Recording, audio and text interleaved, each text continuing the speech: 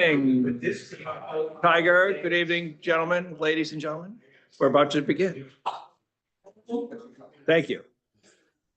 Thank you. Welcome. This is the regular meeting of the New Canaan Police Commission of June 2024. First item of business is minutes from the previous meeting. Were there any additions or corrections? None here. None here. Okay, motion to approve. So moved. Second, second. all those in favor? Aye. Aye. There was just one. Tiger, just for later, just to follow up on the Silver Mine Road, Carter Street, if you could just address that just later in this, yeah. Any update on that? Okay. Chief, Department monthly reports. Okay, year-to-date budget, we are closing in on the end of the fiscal year. We're currently right around 91.5%, 91.3% our budget. So we will come in at or around our budget. Overtime was high this year, but we pulled from other areas to balance everything. And likewise with the animal control budget is the same situation. We're closing out all of our purchase orders and invoices, working with our vendors and getting that closed out.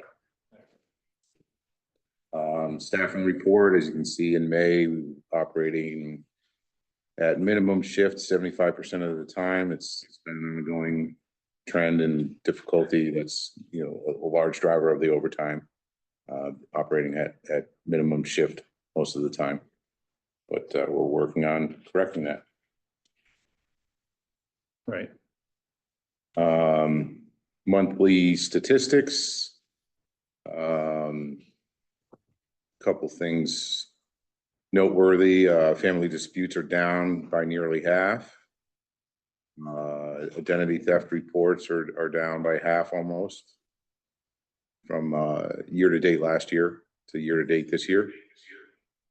And stolen vehicles are trending higher. Unfortunately, we had a bad month here, and just constantly try to remind people to lock their vehicles and take their keys in.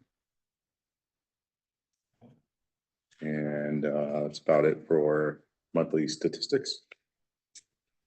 Great, thank you. Next topic, 8th Annual Community Addiction Awareness. Paul? Hi. Hello, Paul. Great to see you. Come on up. It's annual. Yep. It's really no change from previous years. You asked that South Avenue get blocked off right there at Morris Court at 2 p.m. And then we have the place cleared up by 10 p.m. So it's up to the, when, the painter wants to open it, they could open it that night, or they could, open it early the next day, whatever they want. But just from 2 p.m. to 10 p.m., we converted into a pop-up park for our vigil. And we, in the past, have had 400 people, and we're expecting that number again this year. It's on the Thursday, so that's August 29th, the Thursday before Labor Day weekend. And if it does rain, we're asking that the road closure could take place on September 3rd, which is Tuesday after Labor Day weekend. Any discussion? All right, motion to approve the closure of Morris Court, formerly known as Pop-up park, yeah, the South Avenue. 2 p.m. to 10 p.m. on August 29th, Thursday, August 29th, with a rain date of September 3rd, if possible, on Tuesday. At the same time on Tuesdays. Yeah, 2 p.m., yeah. There's a motion on the floor. I move to approve. Second, all those in favor? Aye. Yeah. Thank you. Thank you. Thank you, Jennifer. Next up is Playhouse. Who's here to speak? Oh, sorry. Who's here to speak about the Playhouse? Here.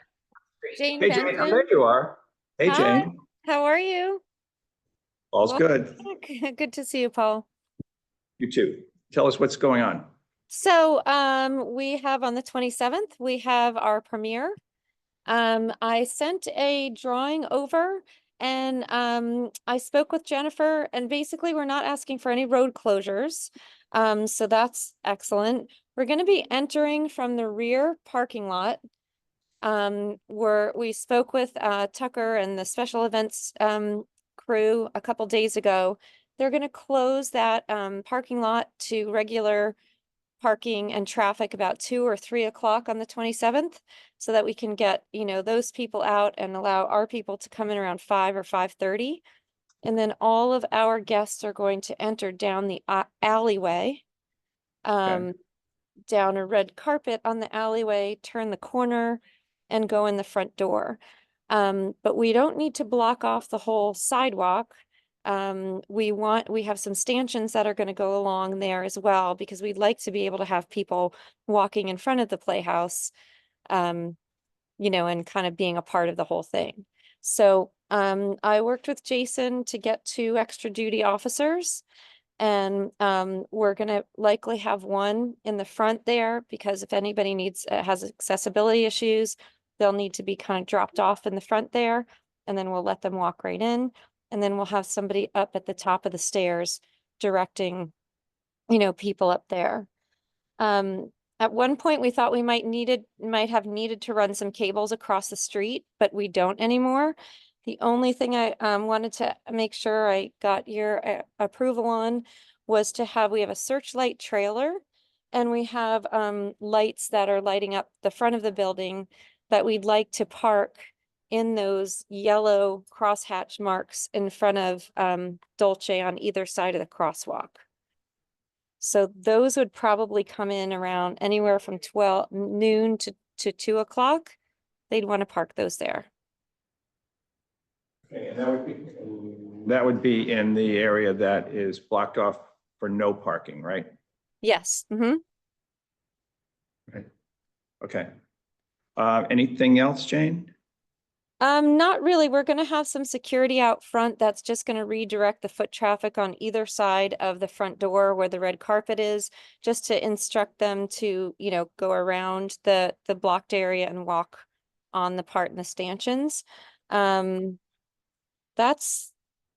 really it. That's really it. Okay, and you've gone through Tucker and the town and have all the appropriate insurance and sign-offs from them? Yes. Great. All right, so Chief, we need a motion on this to, there isn't. Yeah. Okay, Can I just ask again, it's the 27th, which is a week from today. And Yeah. and hours are, did you say 12 to 2 p.m.?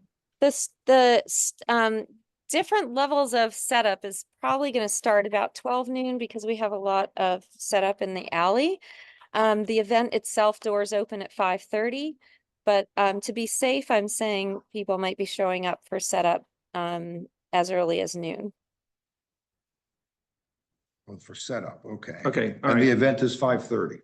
Event is doors open at 5:30. I anticipate we're going to have some people coming early, because that just happens. Okay. All right, well, we wish you all the best on that one. Thank you all. Thank you. Thank you. Next, Conrad Road traffic calming. Anybody here for that? Okay. Why don't we do this? Why don't we hear from our traffic study people? And so that y'all can hear what they've come back with. And then we'll have that discussion, and I would encourage you to talk about the new topics rather than just going back over, we know why we're all here. So if you could, and you are Paul, sorry. So it's Greg. Greg Del Rio from Hardesty and Hanover, and Veronica Prezioso from Hardesty and Hanover. So they'll kind of walk you through their study. Great. Okay, and I think can we put them up there? Good. Yep. Got it. Okay, thank you very much. Yes, so I'm Greg Del Rio. I'm Director of Traffic Engineering for Hardesty and Hanover. We've been working with New Canaan for many years, assisting with their traffic and roadway engineering needs and planning needs as well.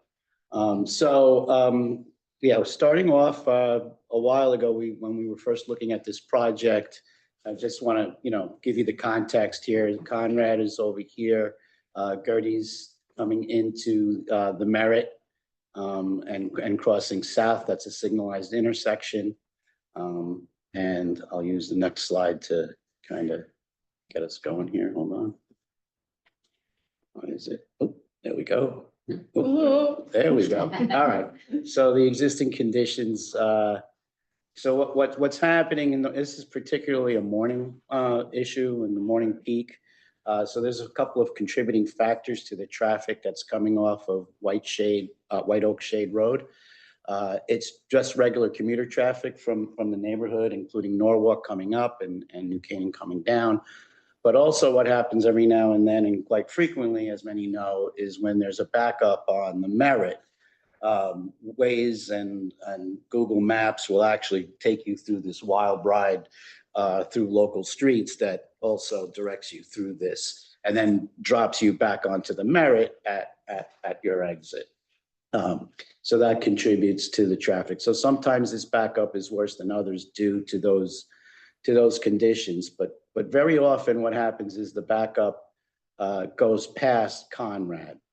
And when that happens, and you're familiar with the route, some people know that they have an alternate route, and what they do is go through the neighborhood and basically jump this long queue that takes about several cycles. When I say cycles, that's when it goes green, red. Those platoons go through, and it takes about 3, 4, 5 of those before you actually get through if you stay on Gertie's. So some traffic that's in the know will go around, make the left, come back down and sort of skip the line, if you will. And not only that, but some of this traffic is making rights to come into New Canaan.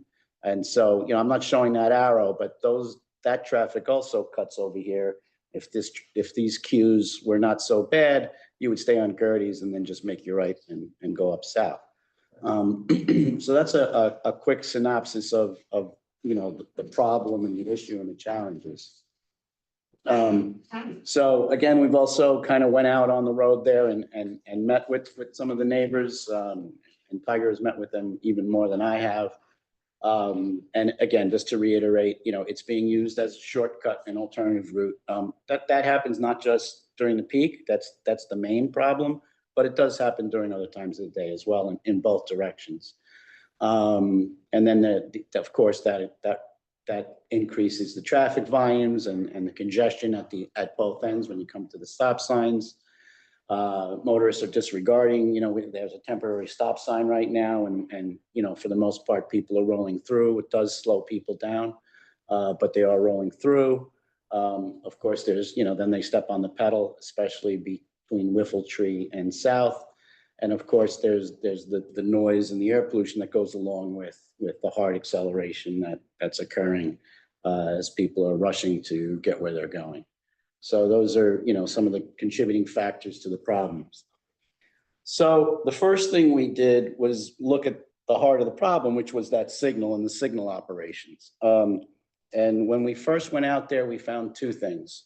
One, the signal timing was favoring south more than it had to. So again, if you've traveled through there in the morning, it's very free flow. What we call level of service A, basically. There's no delays. You pull up to the light, maybe you're a couple of cars back. Light turns green, everybody makes it through the light. And then there's some dead time where, other cars as they arrive can get through, but it's time that could be given back to Gertie's, which when that light turns green, it's, during that peak hour, it's full through the whole green period, and it needs more. So one of the recommendations is, and we did the analysis and we did the simulation model, and it showed that, basically that approach for Gertie's could go from what we call overcapacity, and that's why not all the cars are getting through and why you have the queue, to just about at capacity. We couldn't get it too far under, because then we would be affecting there is a point where you do affect the South Street. So you can't take too much time. So I think it was about 8 seconds that we shifted from South to Gertie's during the morning shift. All the other times of the day, this issue is not a problem. So the timings can stay the way they are, but we are recommending that 8-second shift. And what that will do is bring that queue way down so that it doesn't reach back to Conrad. And particularly with the, the turns in the road and everything, you can't see the queue.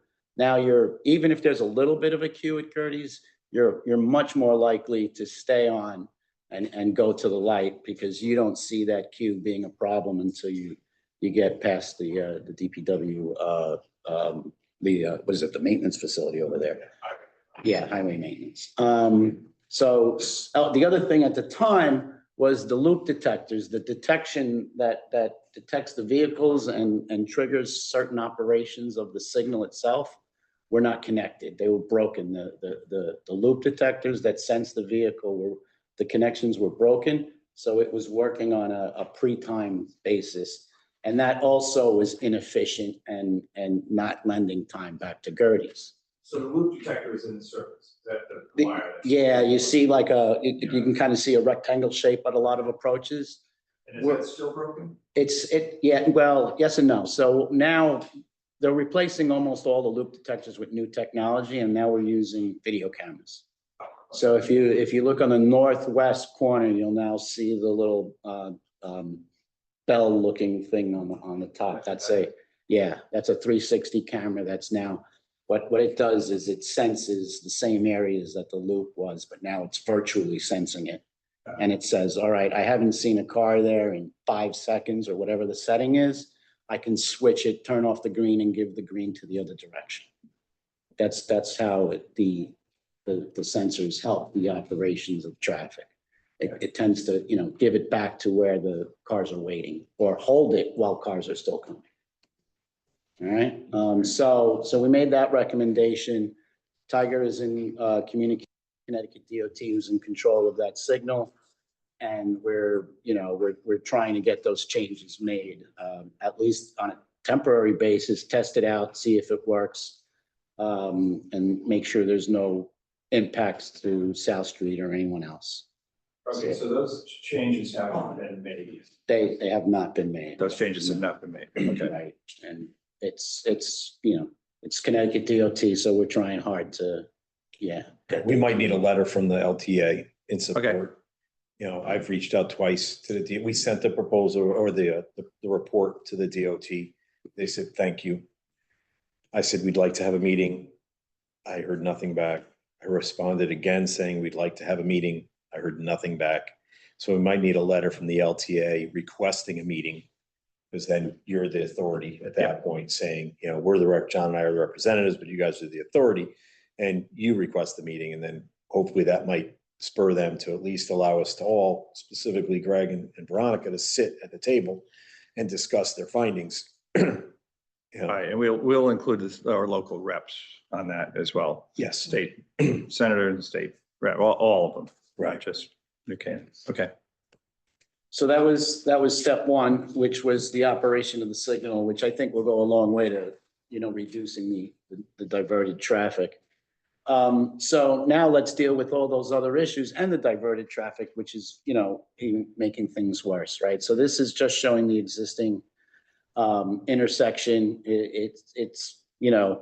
It's a little bit, wonky, for lack of a better word. It has one stop bar coming off of Whiffletree in sort of an unusual, location.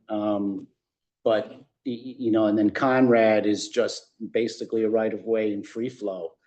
This was prior to the temporary stop sign. So this is how everything was when we first started, looking at the intersection. Since then, 2 interventions have been, implemented temporarily. One is the temporary stop signs. And not only do we have the stop signs, by putting them out in the road, it adds to the traffic calming, because you've got to slow down as you see an object in the road, and it helps. Although we all know, and everyone does it, is the roll through. But again, I always say you're rolling through, but you did slow down and come to that point, as opposed to if that stop sign's not there, you're rolling through this at 30 miles an hour, not 15 or 10 or 5 when you slow down. And then of course the speed feedback signs telling you to slow down and also just reminding you that you're doing 40 in a 25 or whatever it is. So I forget what the data came back. It really was not off the charts speeding.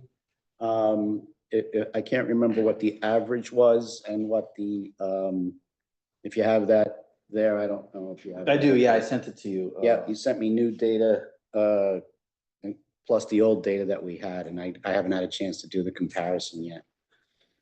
Yeah, the volume has actually gone down since we put out the stop signs. I don't know if it's helped a little bit. That also could be because the signal is now working better Okay. than It it could was be before. coincidental. And we have noticed on a couple, and that's why I say it's intermittent with the Merritt Parkway traffic. The couple of days we happened to be here, it was not reaching back to Conrad. It was about to the maintenance facility. Again, that's random. However, there's other days I go on Google Maps and I see the color and where, I mean, if you've ever like checked Google Maps where that red is that back of the line is usually spot on with the real world. And I've often, seen it when I check still past, Conrad. Yeah, I think the data shows that the speed's not off the charts. However, we do know it's a All right. very narrow road. Yeah. Yeah. So is it? Exactly, but in it's the more- also affected, the average speeds are affected by the volume Fine, in the that's- morning. Right. So when speeds are going faster in the afternoon, that's when we see most of the speed. Right. Speeds in the afternoon, and in the morning, it's just clogged with traffic. On Conrad. Yeah. Okay. You got it, exactly. So those things have helped, as you just mentioned.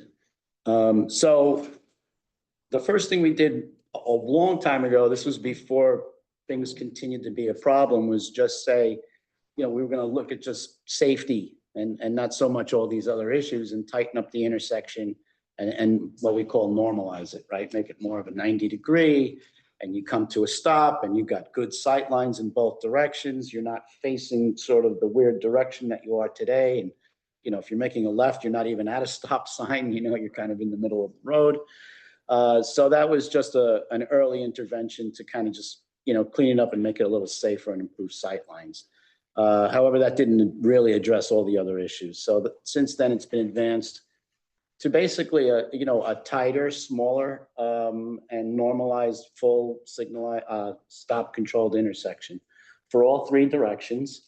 And you can see that, we can give some pavement back. All right. So that ends up giving some landscaping opportunities, tightening it up, so you can, we're not showing it here, but you can imagine the aesthetics can be improved as well in this corner and this intersection, between the aesthetics, between the tightening, when you add in the edge lines on the striping and everything, it really brings everything much tighter. It's already a pretty tight approach, but this now, as you get into this, we're taking away a lot of that wide asphalt and slowing people down and definitely controlling the speed. And now you have to make more of a 90-degree turn, right? It's not 90, it's whatever the angles are, but you understand what I'm saying? It's not a roll through anymore. Even if you wanted to, you'd have to slow down to make the turns now. And now everybody's a lot closer. You can see the person at the other stop sign and, you go, I go, whoever goes, right? You can communicate a little bit. Right, and then the buses and box trucks could get through that. Correct. Well- We're not showing it on these plans, but we do have the other plans and we've submitted them to Okay. Tiger and DPW showing that landscaping trucks and, the small box trucks and the Amazon and the UPS and FedEx can make the turns, you're not gonna, and there's room for larger trucks, like a moving truck every now and then, but they would go over some of these, the yellow center line to make the turn. That type of thing. And that's why you see, if you see in the lower left of this diagram over here, you see how we said it's proposed proposed mountable curb and brick pavers. That is to accommodate the little bit of overlap that some of the trucks would do. Yeah. Yeah. Without Without having to go over the double yellow line and go over the landscape and go over, stay on the road. Exactly. So that's a little bit just of a treatment to allow that to happen, but all the cars will stay on the regular road. So that was the stop control.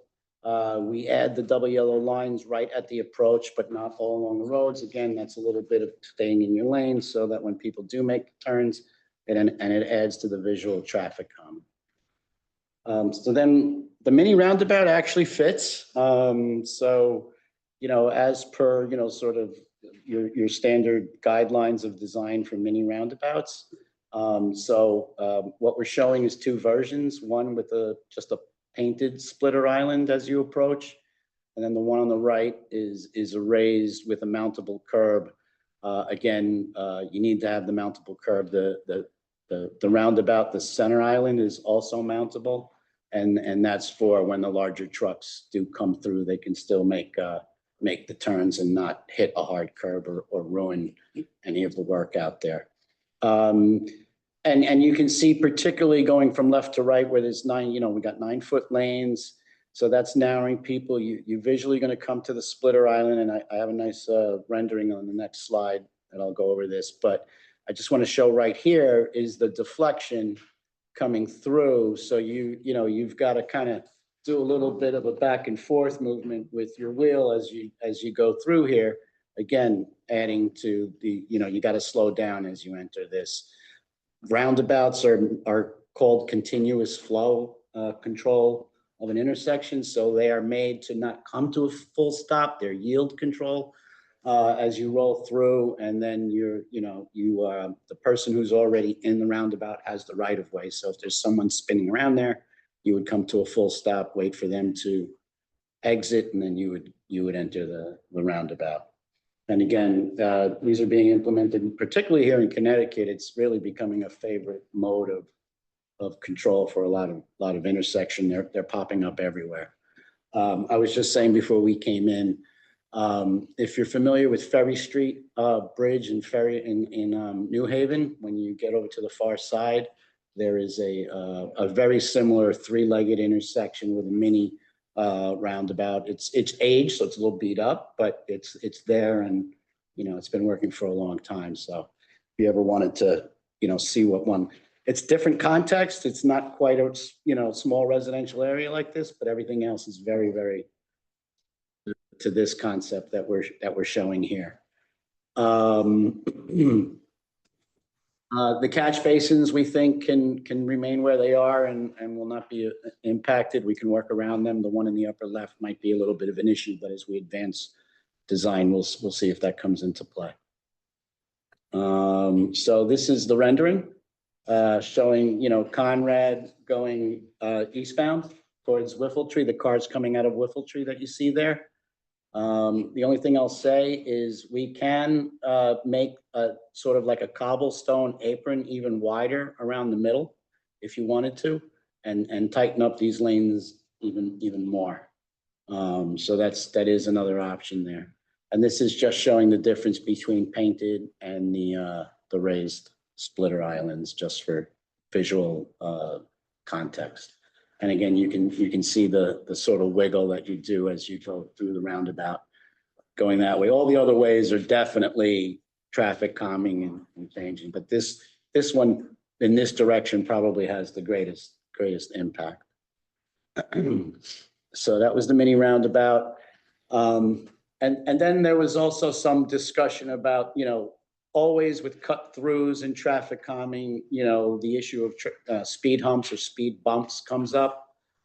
There is a difference. Bumps are the smaller sort of ones that you hit a little bit harder and you slow down a lot more. Humps are wider and more gradual as you go over them, but obviously they slow you down. The one to the left, well, actually both of these. All I did was split the screen so you could see these. We would probably put two on Conrad Road so that, if we put one in the middle, there's still a lot of room to speed on both sides.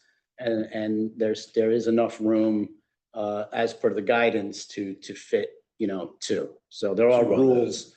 Two from Whiffle to. Yeah, to South. sorry, two from Whiffle there. And then there's another one that's going from Whiffletree towards Gertie's.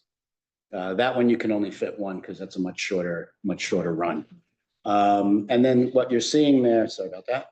is all the proper striping and signing. So that is a concern, I think, when you talk about putting these things on a residential road like this.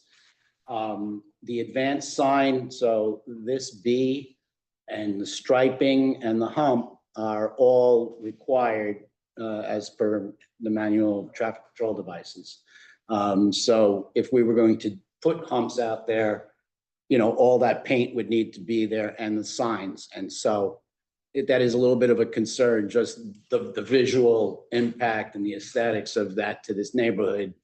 It's something to consider while you're evaluating all these options. The speed humps can work with or without the other interventions, either a stop controlled or roundabout. So this is why I'm showing it separately. In this example, I'm showing it with the stop signs, but it goes just as well with the roundabout. There's no reason you can't do both.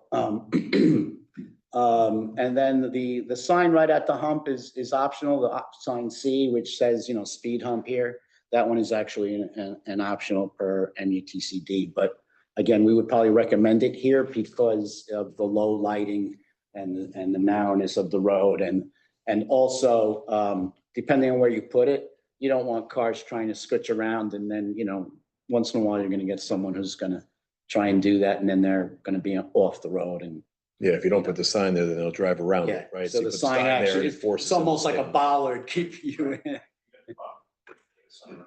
Yeah. Right, so then they Yeah. can't drive, they have to drive totally onto the lawn, right? So yeah, so that it keeps them on the road, Yeah. if you will. Plus, we don't have lighting on this road, so it's, it's definitely recommended. And then this again is the same thing, just showing if you wanted to do full double yellow lines down the whole road, again, to add to the traffic calming impact. For the most part, that's what the double yellow line would do. So that's optional with or without the double yellow lines going, the whole length of the road. So I think that's the speed humps. And then this is the last slide, just very quickly going through everything I just mentioned. So existing conditions, it's free flow and there's no traffic calming. The temporary condition is reduced speeds in the vicinity and according to the new data, may actually be reducing volumes combined with what we did at the intersection so far and the signal. That preliminary concept that I mentioned, just moving the stop sign at Whiffle Tree, is now discarded. And we're left with the options with the all-way stop and with the realignment of Whiffle Tree to square it up and normalize it. And the other option with the mini roundabouts with and without the raised splitter. The pros are pretty similar with the stop sign, all-way stop sign versus the mini roundabout. There's not too much of a difference operationally speaking and impact speaking. And then the speed humps, again, will further reduce the speeds and also potentially reduce some of the diverted traffic because, a lot of people just don't like to drive over speed humps, They'd rather sit for a minute in traffic. And again, I just noting that it impacts the context and the aesthetics of Conrad. And then with the speed humps, there's always DPW and the maintenance people who are concerned about maintenance, snow plowing, and the neighbors should be aware of the noise and sometimes the vibration that occurs, particularly with a truck going over a speed hump. I don't think you're going to have it too much here, but it is something that sometimes people complain about with the speed humps. And I think that's it. Open it up for questions, comments. I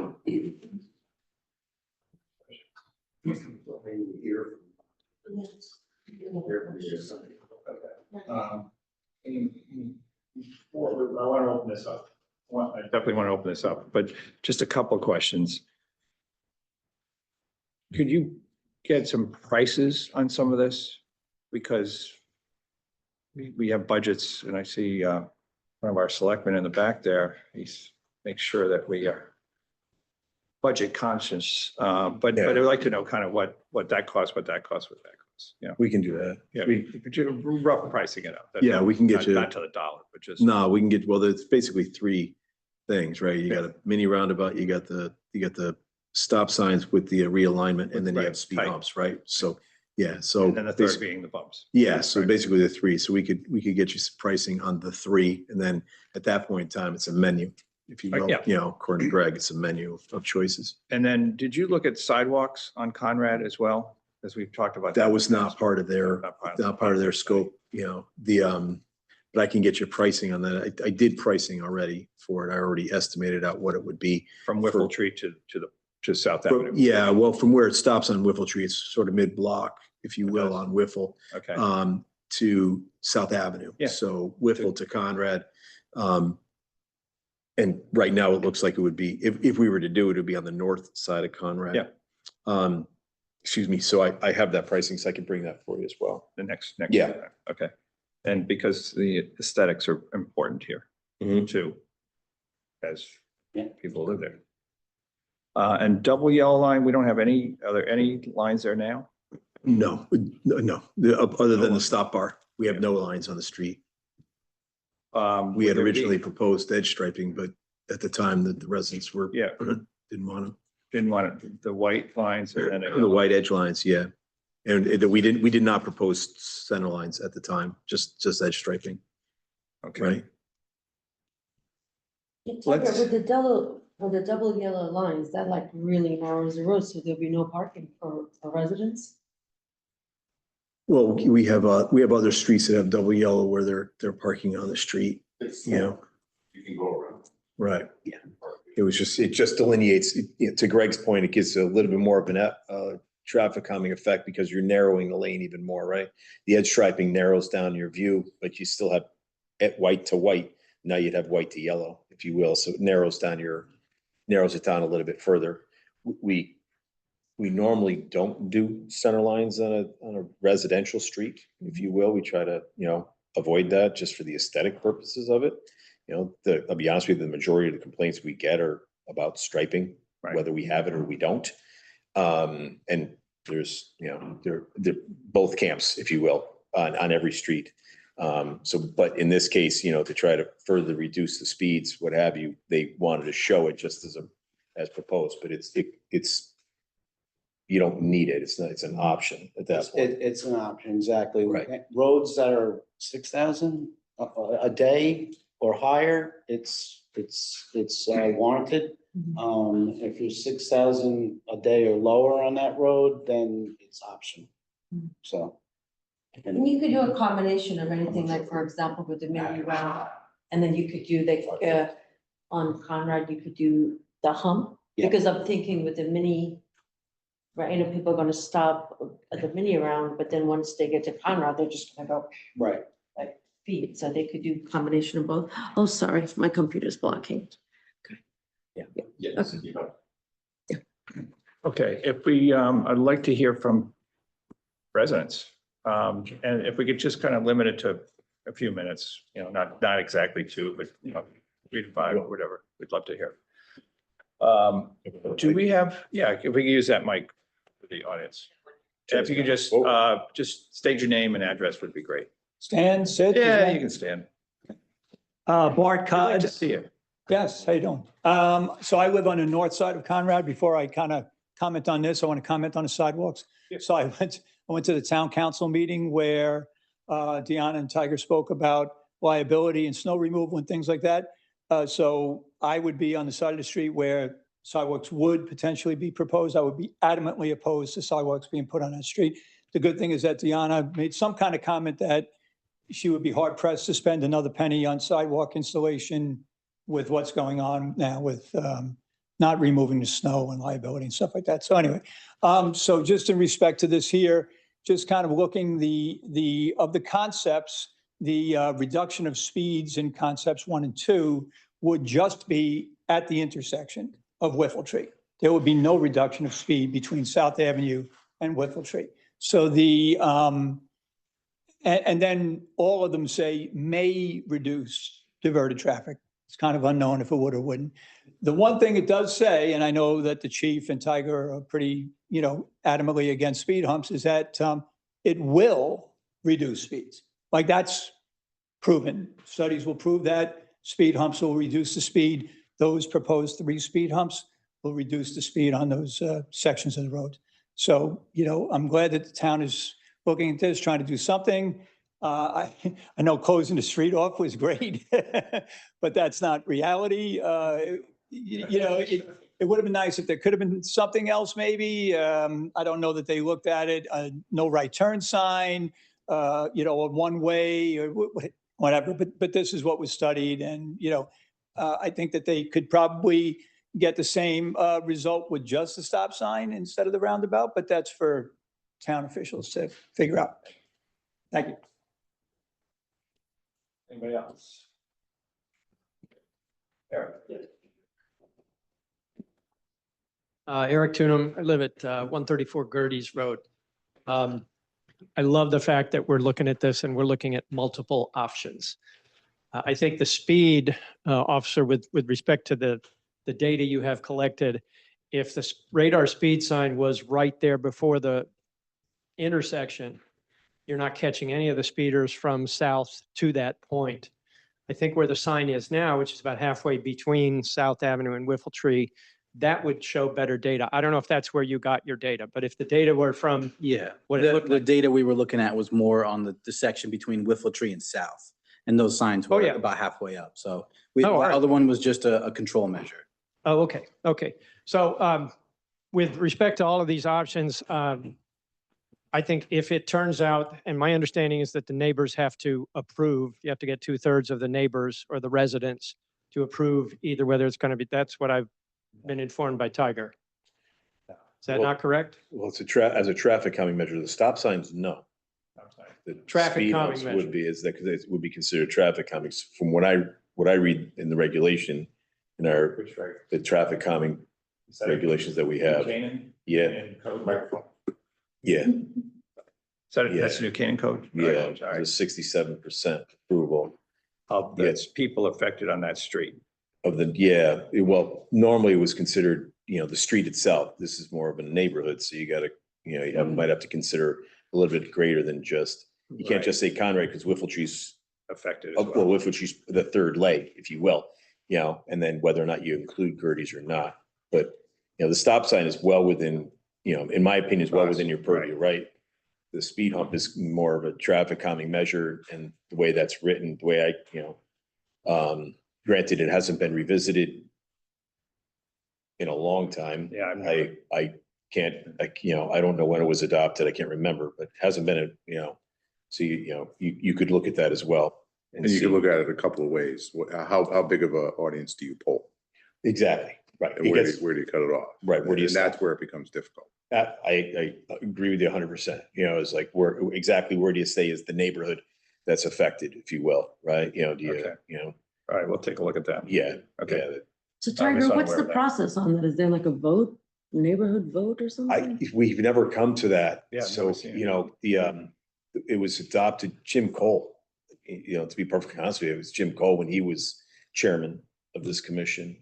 They adopted it back then. And it was 50% for it to be studied and 67% for it to be approved. And if it was approved by the neighborhood and then the neighborhood didn't want it, the neighborhood would have to pay for it to be removed. This is not in town code. This is. No, this is in the, just that's in the Guidance from. the guidance. It's right? an Right, earlier right. traffic calming. Right. We Yeah, have so- an ordinance expert back here. Right. It's not an ordinance, it's Yeah. guidance that's, it's written, traffic calming guidelines is what it is. Sorry. The stop signs are not traffic calming measures. Is everything else that we've talked about here, the double yellow line, the split mini roundabout, all of those things are traffic calming measures and would require the 67% vote. But there is no requirement. I think that's what we're saying is that this was guidance from. Town guidance, practice, policy. Yeah, and, Okay. and to be honest, we haven't used it that much. We've done a lot of other traffic calming measures throughout town, put in. Yeah, we've never pulled never we've gone this way, the but residents. because there's so much neighborhood Yep. input for this, we should Right. look at getting some sort of neighborhood input and buy-in before we proceed. My understanding and my experience is that the biggest issue is safety and the biggest problem with safety is speeding. So I'm all in favor of what will slow down cars Speed humps are the most effective way to do that. Stop signs are the second most effective way to do that. And I would also point out that Gertie's Road has a huge speeding problem on it as well. So I think we need to look at Gertie's Road as well. That's where Waze and Google Maps are directing people, and that's where we get all that traffic, not only from Norwalk, but people who get off at 38, go through Nursery, come up. I mean, that sign that was put up on Marvin Ridge at Nursery is, most of the people bust right through that. It's a joke. So unless you have two cops, one to stop traffic and one to give tickets, and I know you don't have the manpower to do that. So I just think speeding is the biggest issue, and whatever we can do to really slow down the speeding is going to be the most effective. Thank you. Thank you. Anybody else? Hi, my name is Janelle Senacor. I also live on Conrad. Oh, is it not on? Hi, my name is Janelle Senacor. I also live on Conrad. This was just my thoughts as he was talking earlier, that for some of the speed reports, of course, if the monitor is near a stop sign, it's going to show very low numbers. The most recent speed sentries were put up during Memorial Day weekend. So a holiday week, I think all volume and speed was probably understated. As far as the yellow lines and the white lines, edge lines go, I saw in his report, he said for under 6,000 vehicles, it's not needed. So at this point, I don't see why we need it. I think we can move forward with the other options and not have any lines. With the mountable curb, I just wonder if there are any reports out there about teenagers kind of four-wheel driving over them and playing with them and not going around them. As far as the roundabout goes, my thoughts looking at the picture is the turn coming from South Avenue down to Gertie's is not sharp enough. There, you go through that, it doesn't force you to make a turn going the other way. If you just connect the dots in that picture, that center is so little that you're going to take that turn at 40 miles an hour without a stop sign. As far as the catch basin goes, there is a catch basin in the intersection in front of my lawn. That is actually at the highest point in the whole intersection. I have sent Mose up some video. None of the water goes to that. All of the water goes down the hill by the electrical pole into my side yard. And I've sent him several videos from several storms. Looking forward to the humps, looking forward to the stop signs, and thank you for your patience with listening to us for the past year. Thank you. No. Mike Nerzia, I live at 41 Conrad Road. I agree with my neighbors. The single most important point to me is safety, mainly for pedestrians, both myself and others going to and from South Avenue. So yeah, I agree with the speed humps and whatever other measures such as lines. I like the lines, but if my neighbors don't, I can go without them. I appreciate the committee being open to that after having previously been opposed to it. So thank you for being flexible with that. As it goes with the intersection of Whiffletree, I think I would defer to those who live closer to that, but I agree with Janelle that there's going to be a lot of speed going from south to Gertie's, and it's not going to be impeded by a roundabout. I thought that might be a nice option, but I'm a little worried about that too. And I'll leave it at that. Thank you. Okay, thank you. Okay, thank you. All right, so. Hi, Cindy Tuna, 13 East Road. Just a question, what happens with school buses with a roundabout and with speed humps? Are they impacted? Greg, Want to answer that? Yeah, they can make the turns, and also the, if you saw on the rendering, it's called mountable curbs. Mhm. So that if the bus does, do it a little tighter and miss it, they will, they'll be able to mount it and roll over it without, major, rocking. It's gonna be a little. But they can make it, and I would, after one or two times, that might happen the first time and maybe a new bus driver, but after that, they'll accommodate and they'll make their way around. Same thing with the landscapers and everybody else.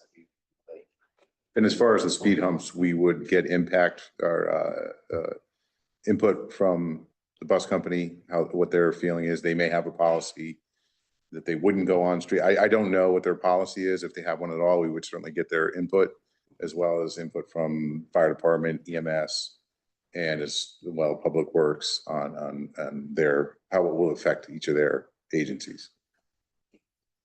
Right, okay, all right. One more. 1865 Conrad Road. Can you just clarify the difference between a hump and a bump and what you're proposing? Right. Yeah, the proposal is a hump. Is that plastic? No, it's That's a roll. poured rolled asphalt, yep, exactly. It's probably the one you're more used to seeing. The speed bump is something you'd see more in a parking lot where you have that small, that's only about 2 feet wide, 3 feet wide, and it's a little sharper of a feeling and shock, right? You know, it's more impact. You definitely like rolling over a hump better than a bump. It's much smoother, so. Thanks for clarifying that. And how many roads in New Canaan have that? I'm The not line sure. is- Zero. Zero right now, yeah. That's not a hump? No, it's, There might be some in some private parking lots. I don't know about that. They put a couple up in the high Those- school during summer, during camp. They put a couple but small little plastic ones that you kind of roll out. But other than that, we have none. Right. okay, okay, anyone else? Yeah. Thank you. Sometimes. All right, so there's no vote tonight. What we want to do is think about this, take this all in, come back if there's any other questions, all right? Okay, I have one question for Tiger. Since there's never been any speed bumps in town, why? Why? Yeah. Why is Yeah. that? There must be a reason. There's several. So first, it was frowned upon by our emergency services and by our DPW. Emergency services for reduced time, if you will. You know, they've got to slow down just like anybody else, especially an ambulance. Right. So there's reduced response time for all those. And then from the DPW standpoint, it's increased maintenance, increased issues for snowplow, if you will. Right. Because he's in essence, as he comes across that, he's going to shed his load as he comes across, right? So he comes across, it's not, you know, a lot of the snow is going to fall off the backside of it. Then he's going to have to, you know, he's going to lose a lot of it. So, and not to mention the fact that he's got to navigate and find it in the middle of the night, in the middle of a storm, right? So so his teeth don't hit the steering wheel or the dashboard, I should say. So, and then the other was aesthetics, if you will, right? It was just the fact that it starts to change the nature of the neighborhood and change the nature of the town, you know? Our calls are always to reduce signage, reduce striping, right? While still trying to, you know, reduce speeds and increase traffic calming. It's a very, very difficult blend, if you will, you know, but those are it at the time. And none of the areas that we had ever looked at over the years rose to that level, if you will. You know, I won't say that Conrad is different. It is, you know, than those other roads. You know, we had requests on cul-de-sacs. We say that those are your neighbors, talk to your neighbors, you know, have the neighbors slow down. And then on other residential through streets, it just hasn't, at that time, didn't raise to the level, if you will. We were able to do other measures, whether it was edge striping or, you know, additional signage, things of that nature. You know, here is a little bit of a different scenario, you know. I won't say it's not different because it is, you know, it's a different scenario, but those are the main reasons at the time. And to be clear, so everyone knows, the speed humps require significant road painting. Yeah. For advanced warning, it'll look like a airport runway because there's a lot of advanced warning. Paint the humps bright yellow. So if you're not in favor of a double yellow line, this is a dramatic road painting. So you can see right there, that's what it will look like. Right. In 3 areas of Conrad Road. So it'll be a significant visual impact to the neighborhood as well as additional signage. That was our point. Again, what the roundabout signage and painting would look like. The roundabout is The roundabout just has the 3. splitter island and the yield sign. And you don't have to have any warning signs for those. No. No. So. really? So you can come upon a rotary without being told? there's a Without being rotary told, coming? right? Wow. It's no, there's no vertical Well, deflection. you should be in the doing roadway. 30 anyway, so it shouldn't. There's, I mean, Yeah, there's there some is a- additional yeah. signs. You can see the triangles in the road. There is, There's there the- is some. There's some the yield additional sign. striping. There's the yield striping, which is That's the like yellow. a shark's teeth. Yeah. Yeah, it looks like a shark's tooth. That's what they call it, right? So you have the yield striping. You've got the striping splitting the island just so people can understand that it's a splitter, but that there's not much more associated with the hump. How far back do those double yellow lines go? Looks like 20 feet. Something like that, yeah. You have to look at the guidance in the context to get that number exactly. I forget what it was. But it's in that order of magnitude. Yeah, it looks like 20 on, if I'm reading that Oh, we number actually right. pulled it out? Yeah, I think so. The, There's a street in Darien called Prospect Street. It's near Route 1. It's similar in Yeah. width, vicinity to a major road. The nature of the neighborhood is very similar to that of Conrad. And I think it looks okay, but I think people here can go down that and might have sort of preview of what it might look like. But it also illustrates how the town adjacent to us uses these fairly extensively throughout the town. Those So if you Norwalk? want to see that, I think it's a good Norwalk? yeah, I think there's two roads. There's that one and the one like Stephen Mather. Yeah. We asked Darien, they're not putting any more in. Right, for the. There's no more left.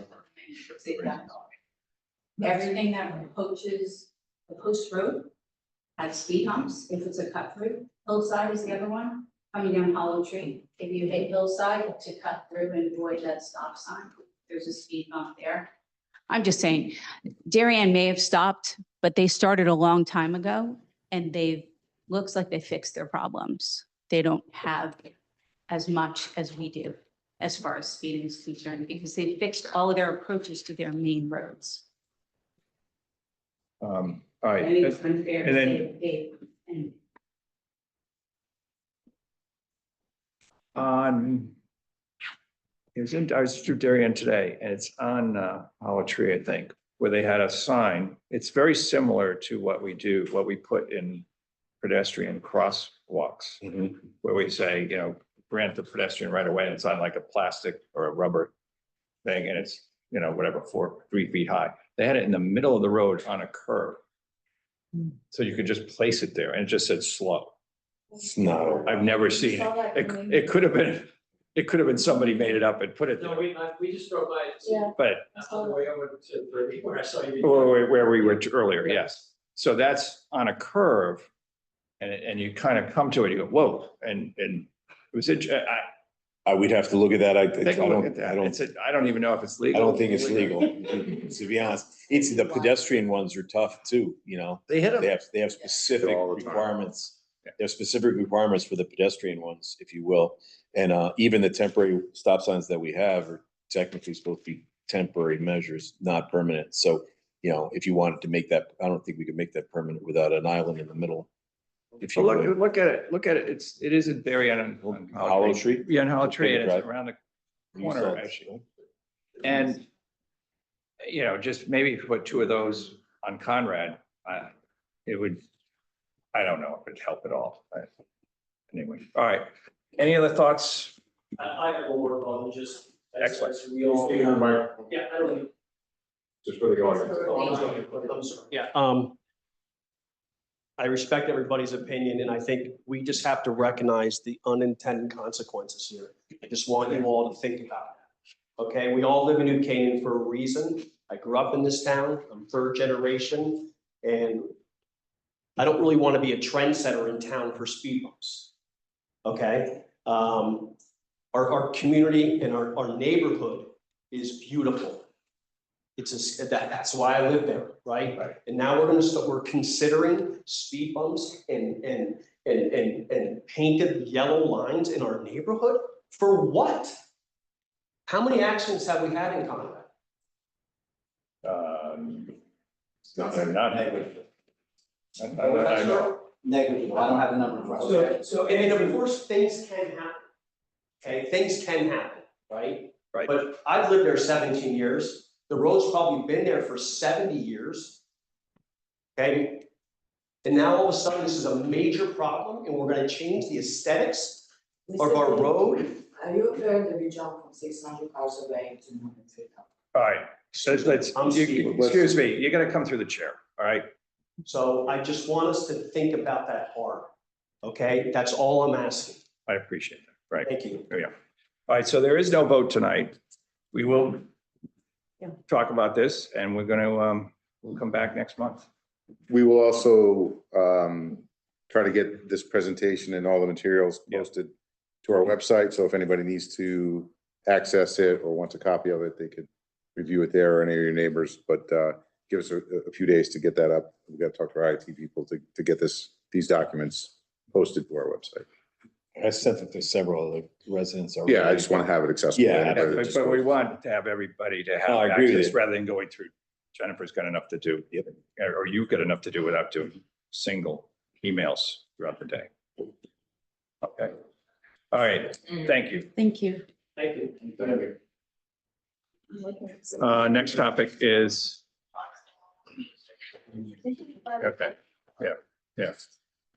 On the straightaway? Okay. Next topic, police building renovation update.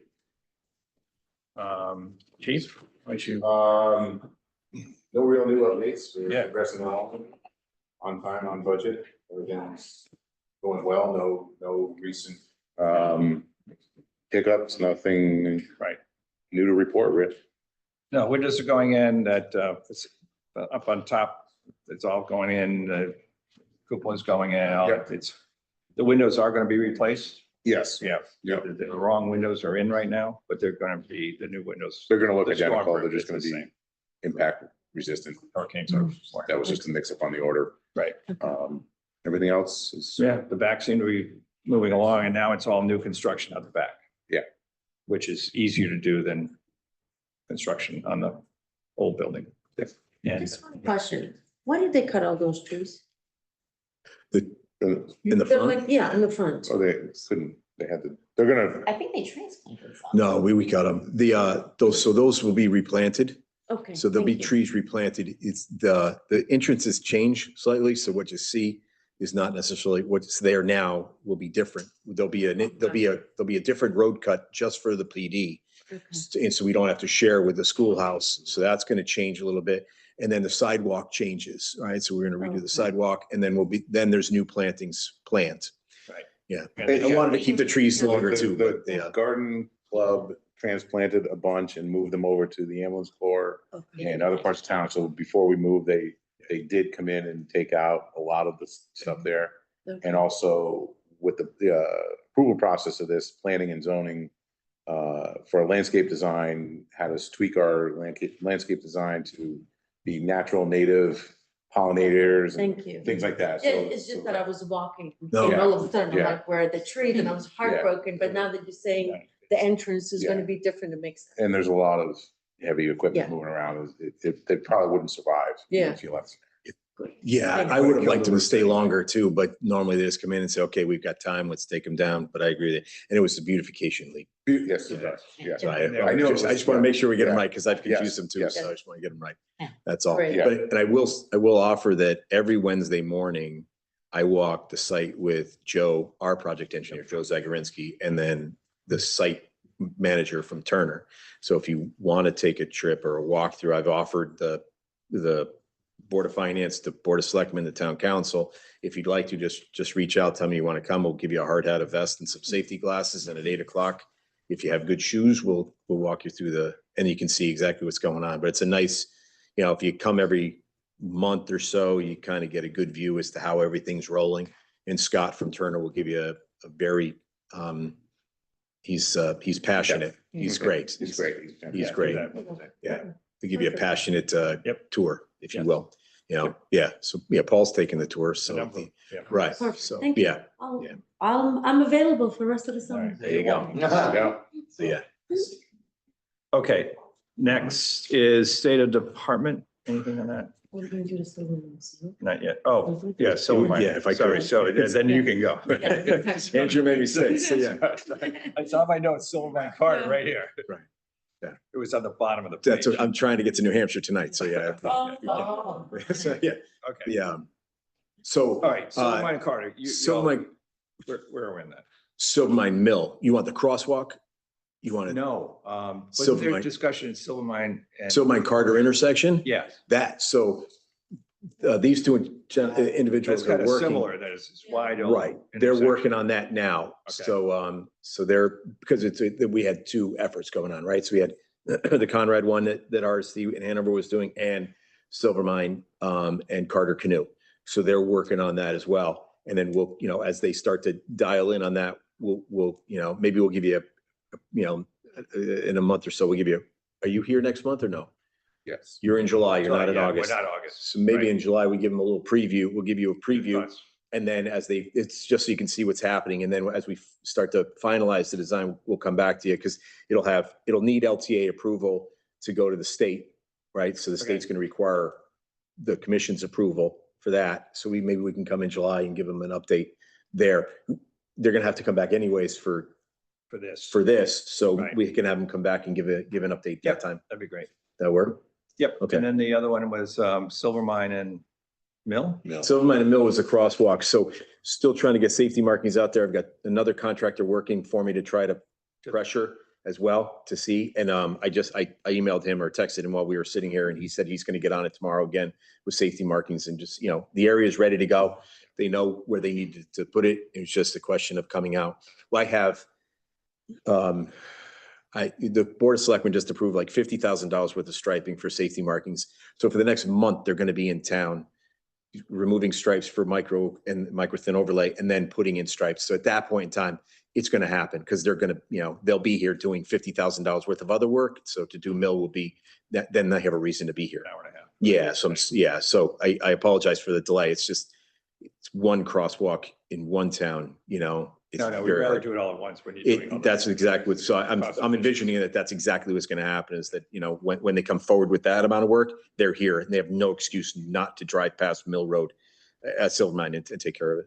Okay, and then Elm, unpaving Elm, repaving Elm, how's that? coming? Waiting for Eversource to finish their downtown work. Yep. Finish their downtown work, and then we will get to do the southern side of the sidewalk and then come and pave it. I was hoping for last year, I was hoping for this summer. I think it'll be likely sometime in September, based upon their schedule, Eversource's schedule. They've got a lot of underground work to do. And I don't want to be in a situation where I come in and I pave it and then they say, we've got to change something underground. I just want them to be, they say that they're complete and done. And then, and then I wait a month and then I do it, if you will. So, yeah, And right. then, bump outs, where are we on bump outs? Same exact thing. So that's Same, right. that's Just fine. waiting for them to get out of the way. They've been very good in placing their materials underground so that it won't affect our plans. But again, I just want them to, I don't want to hit the downtown so hard. Right now, Eversource comes in every couple of days. They take up a lot of parking spaces. We got a lot of work going on at the Playhouse, trying to minimize the impact, if you will. Is the front of the Playhouse going to be ready in a week? So it'll be temporarily ready. Yeah. So the direct front is ready. Okay. So 5 feet out from the building is ready. Then we'll have a transition to the old. Then once the theater is in and operating, then we'll finish the bump out on that side. And the grades are already set to come from there, heading all the way out to the curb line. It's just a question of intermittently between now and then, we've got to do some interim measures just to make sure that we have access and accessibility. So yeah, but the front, if you can't see it behind the screen, you will by Thursday, but behind the screen, the front of the building is complete. Okay. Yeah. Great. It looks nice. And real quick, we did receive a couple emails or email or two on Elm and Kimberly Place flashing beacon. That was just approved by the Board of Selectmen. No, that was installed. So the beacon's Kimberly and installed? Elm was just installed. Yeah. Okay. And Gower and South. So you had approved the RFB installation, the second one at Gower and at South School, Gower Road. That went in last weekend. And then Kimberly and Elm Street at Kimberly, the RRFB there went in. And that's functioning and the residents are very happy. And then to John's point, the Board of Selectmen approved the purchase of the RRFBs for Old Norwalk at Holly. So that's a 3-pole installation, 2 poles at the intersection, 1 at the apex of the turn.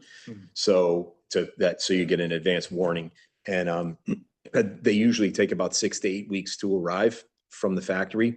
So we're hoping 6 to 8 weeks from now puts us, let's say, what's that, July and August, so sometime in September, hoping before school starts, because that's a crosswalk to a bus stop and the nursery school is there. So hoping before September, we get those in.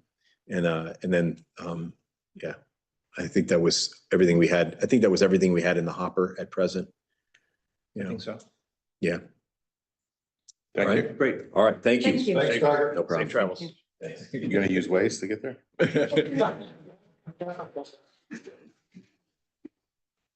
Okay, and Greg, thank you. I'm sorry, your name again, I'm sorry. Thank you. I'm sorry, you, Veronica. Veronica. Thank you, Veronica. We'll see you next month. We'll see you next month. Okay. Any other matters to discuss? We want to go into executive session for a minute or two on personnel stuff. Yeah, vote to go into executive session. You vote, I vote. Second, all those. Yep. Okay, so we are now back in regular session. In the executive session, we now need a motion to have, can I see that? Just to read it. To increase salaries for the command staff. The commissioners agreed to for a 1-year increase beginning July 1st for the chief, 3.5%, for deputy chief and the captain Faranga, a 3% increase to their annual salary. Can I have a motion? And I think we should say that we're amending what we adopted at our last meeting. Right. And right, which was Which was what it was. which is We're different from amending this. what We're we amending, adopted right, last right. time. This is the amendment to that. Motion to. I move that we approve. You're seconding. Second. All those in favor? Aye. Okay. And then we'll sign this. Any other matters to discuss? Nope. Okay, motion to adjourn. So moved. I second. All those in favor? Aye. Aye. Okay, thank you. Thank you.